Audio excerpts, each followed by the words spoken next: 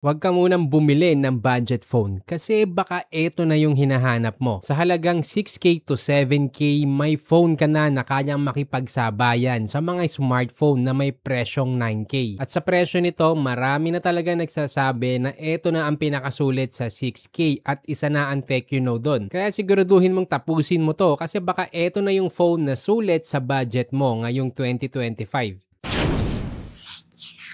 Pagdating sa display, hindi to nagtipid dahil meron tayong 6.78-inch AMOLED panel na may 1.5K resolution at 144Hz refresh rate. At para sa price na to, bihira yan. Ang ganda ng colors, sharp ang details at smooth ang animations lalo na kapag nag-i-scroll ka sa social media o naglalaro. May 440 ppi kaya malinaw talaga ang text at icons. Tapos umaabot pa ng 4500 nits peak brightness. Kaya kahit nasa labas ka o maaraw, kita mo pa rin ang malinaw na display. Kaya bagay na bagay din to sa mga rider. Protected pa ng Gorilla Glass 7i. Kaya kung visual experience sa pag-uusapan, walang duda, sobrang taas ng value na binibigay nito para sa 6K na presyo. Next, eto naman ang performance. Sa loob, naka-equip ito ng MediaTek G200 processor na may 8GB RAM at 256GB storage. Yung performance niya sa daily use ay smooth, mabilis mag-open ng apps, responsive mag-multitask at may decent gaming capability. Sa Antutu benchmark, nakakuha ito ng 444,000 na impressive na para sa ganitong presyo. Pero syempre, hindi lang numbers ang basihan kaya i-check natin ang gaming test results. Sa Mobile Legends, nakakuha ito ng maximum FPS na 91 at stable ang average na 82 FPS habang bumababa lang minsan sa 42 FPS sa mga intense na team fights. Ibig sabihin, kung ML lang nilalaro mo, sobrang solid na to. Sa Honor of Kings, medyo mas demanding ang game engine kaya ang average FPS ay nasa 59 at bumababa minsan sa 36 kapag sobrang action-pack na ang laban. Pero again, playable pa rin at responsive pa rin ang controls. Sa PUBG Mobile, pwede mo siyang iset sa smooth graphics at extreme frame rate. Nakakakuha to ng average 54 FPS kaya kung mahilig ka sa Battle Royale, hindi ka rin mabibitin. Sa CODM, pwede siya sa medium graphics at high frame rate. Ang performance niya steady around 39 FPS on average. Real talk, hindi ito pang hardcore gamer na gusto ng 120 FPS gameplay pero sa casual at daily use pwede na. At kahit sa Genshin Impact playable pa rin. Oo, may mga frame drops kapag masyado ng maraming effects pero hindi siya ganun kalag para hindi mo na ma-enjoy. Overall, para sa presyo niya, yung gaming experience ay above average. Next, punta naman tayo sa camera. May 50 megapixel main at kaya nito ng 2K video recording kaya detailed at sharp ang footage mo. Sa daylight shots, maganda ang color reproduction at hindi overprocessed. Sa selfie, may 13 megapixel front camera. Okay naman ang skin tone at detailed kapag may magandang ilaw. Hindi ito para sa pro photographer pero sa daily photos, social media post o casual vlog, sulit na. Next, battery naman. Meron tong 5160 mAh